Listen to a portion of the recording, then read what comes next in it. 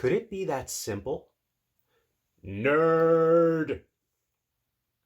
Hi, I'm Steve, and I'm an INTP. So let's talk about thinking and feeling. Sometimes people can find it a little tricky to break down what exactly these are.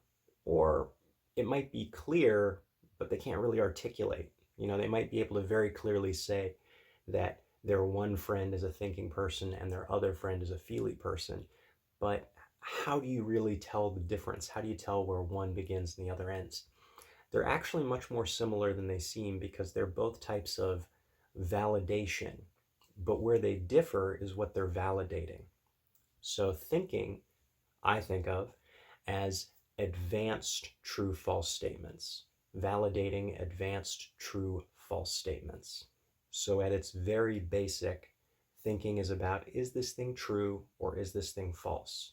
But where it gets more advanced is when things are conditional. So something might be true or it might be false, but you don't know for sure yet. Then you get past true and false into the realm of possibility, whether something is possible, probable, impossible, improbable, and that gets you into advanced thinking. This is studied in a field called formal logic, and it gets advanced very quickly. Things like, if P is true and Q is false, then R is true. Therefore, if Q is true, R is false. Gets complicated, right? But that's how thinkers are approaching information. That's how they're validating information, is through advanced true-false statements. If it's introverted thinking, it's stacking those true-false statements, those advanced true-false statements. And if it's extroverted thinking, it's checking those advanced true-false statements across many situations. So that could be different people's opinion of the situation, or that could be different cases of the same logical point. Feeling, then, is validating advanced good, bad statements.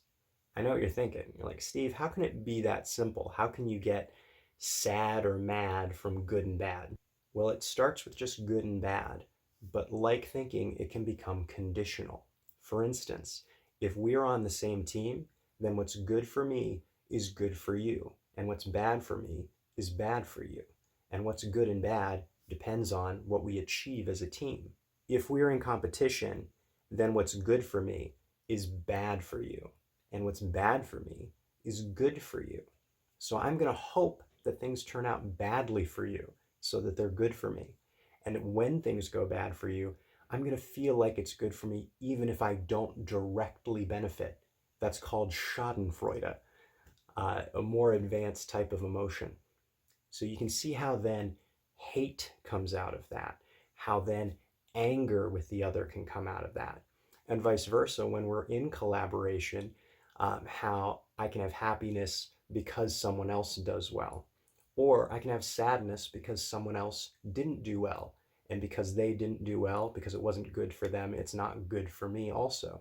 So FI, introverted feeling, is going to be stacking those advanced good-bad statements. I noticed that each generation invents their own new word for good, like cool, rad, epic, awesome. The kids have probably come up with some new word like dank, and words can even flip.